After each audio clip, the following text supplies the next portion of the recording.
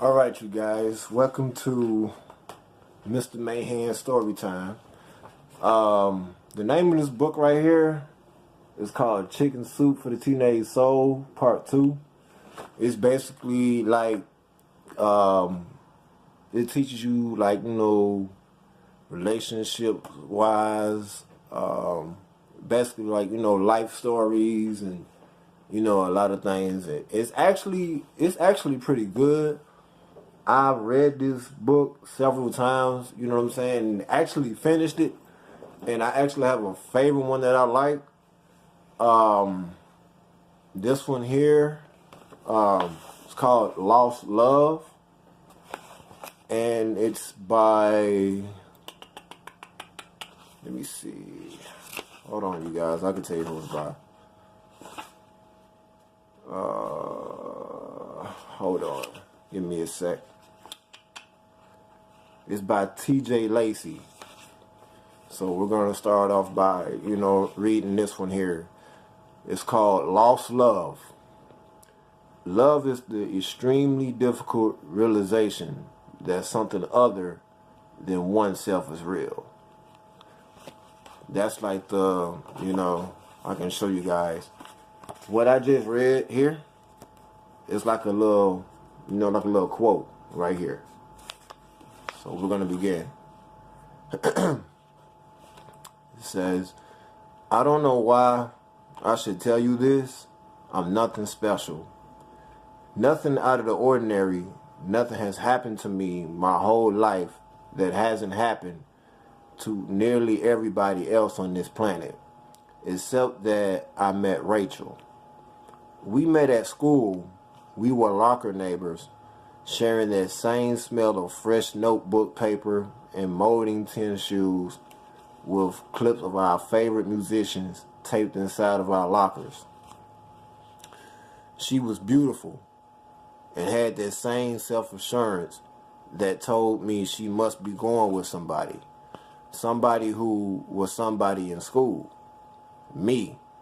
I'm struggling trying to stay on the track team and make good enough grades to get into the college my folks went to when they were my age.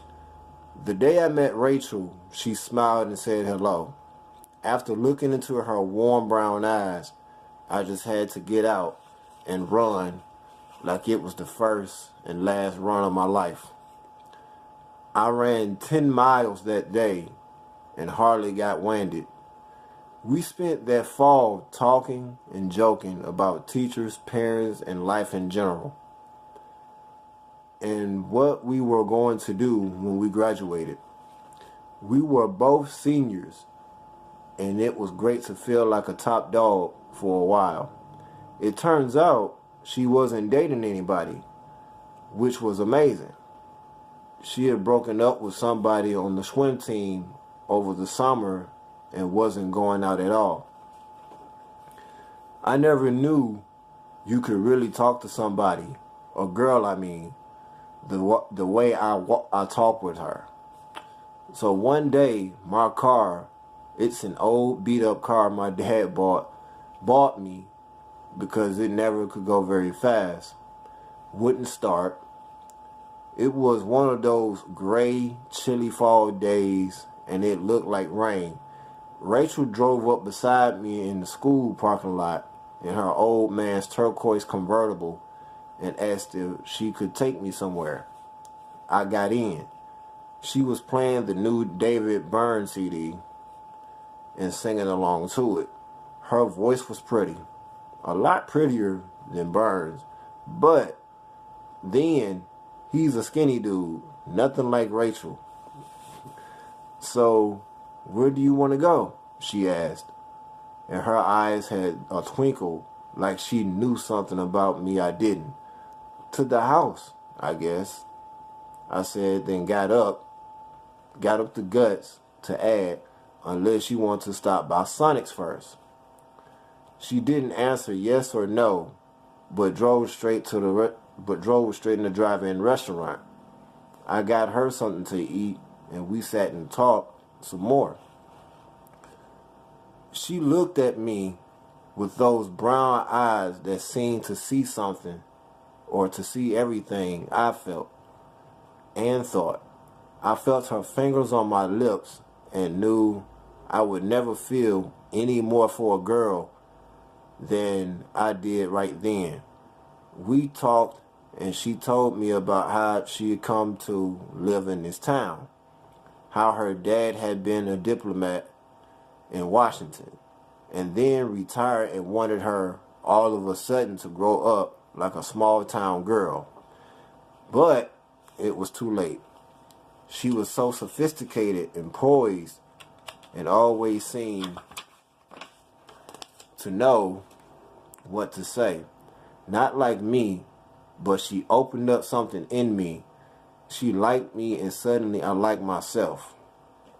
She pointed to her windshield. "Look," she said, laughing. We steamed up the windows. In the fading light of day, I suddenly remembered home, parents, and my car. She drove me home and dropped me off with the "see you tomorrow" and a wave. That was enough. I had met the girl of my dreams. After that day, we started seeing each other, but I wouldn't call them dates. We'd get together and to study and always ended up talking and laughing over the same things. Our first kiss, I wouldn't tell the guys this because they would think it was funny. But she kissed me first. We were in my house in the kitchen. Nobody was home. The only thing I could hear was the ticking of the kitchen clock. Oh yeah, and my heart pounding in my ears like it was going to explode. It was a soft and brief. Then she looked deep into my eyes and kissed me again.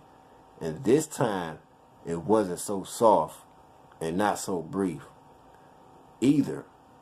I could smell her and touch her hair, and right then I knew I could die and be happy about it. "See you tomorrow," she said then, and started to walk out the door.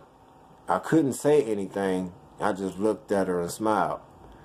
We graduated and spent the summer swimming and hiking and fishing and picking berries and listening to her music. She had everything from R&B to hard rock and even the classics like Vivaldi and the Rich Maninoff. I felt alive like I've never had before. Everything I saw and smelled and touched was new. We were lying on a blanket in the park one day, looking up at the clouds, the radio playing old jazz. "We have to leave each other," she said. "It's almost time for us to go to college." She rolled over on her belly and looked at me. "Will you miss me? Think of me ever?" And for the narrow second, I thought I saw some doubt. Something unlike her unusual self-assurance in her eyes. I kissed her and closed my eyes so I could sense only her. The way she smelled and tasted and felt.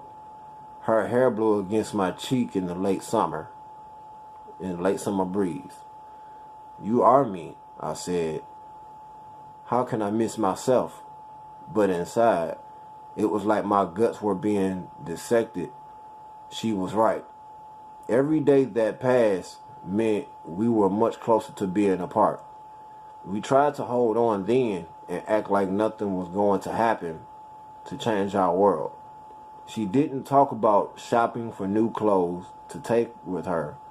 I didn't talk about the new car my dad had bought for me because that would be what I drove away in. We kept acting like summer was going to last forever, that nothing would change us or our love. And I know she loved me. It's nearly spring now. I'll be a college sophomore soon, Rachel never writes. She said that we would leave it at that. Whatever that meant, and her folks bought her a house in Virginia, so I know she's not coming back here. I listen to music more now, and I always look twice when I see a turquoise convertible and I notice more things like the color of the sky and the breeze as it blows through the trees, she is me and I am her. Wherever she is, she knows that I'm breathing her breath and dreaming her dreams. And when I run now, I run an extra mile for Rachel. T.J. Lacey. So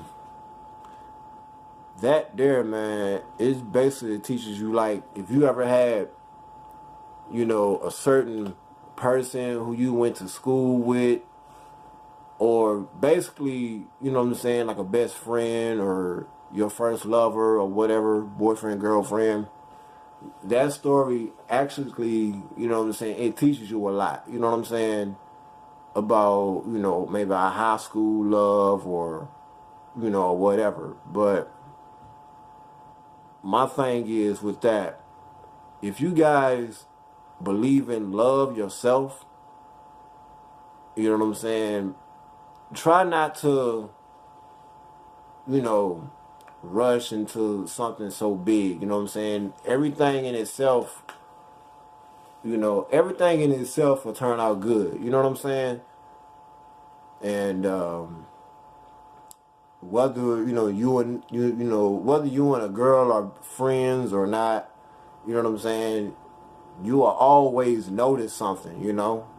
Love is, you know what I'm saying, love is real strong, you know what I'm saying, but it can always go away so quick. You know what I'm saying? So if you guys like what you heard in that book, you can actually comment at my YouTube and actually give me another story that you want to hear. You know what I'm saying? And if you don't know the name of this book, I can show you guys again. It's called Chicken Soup for the Teenage Soul. This book right here. If you have this book, if anybody has that book, you know what I'm saying, leave me some comments, share it, and like it.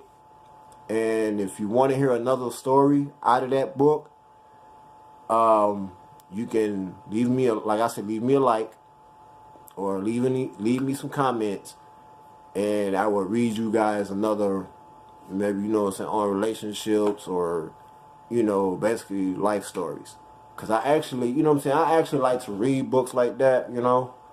And it actually, like I said, everything in that book, you know, teaches me a lot, you know. So, you know what I'm saying, like I said, if you guys want to hear another one, peace, love, and respect.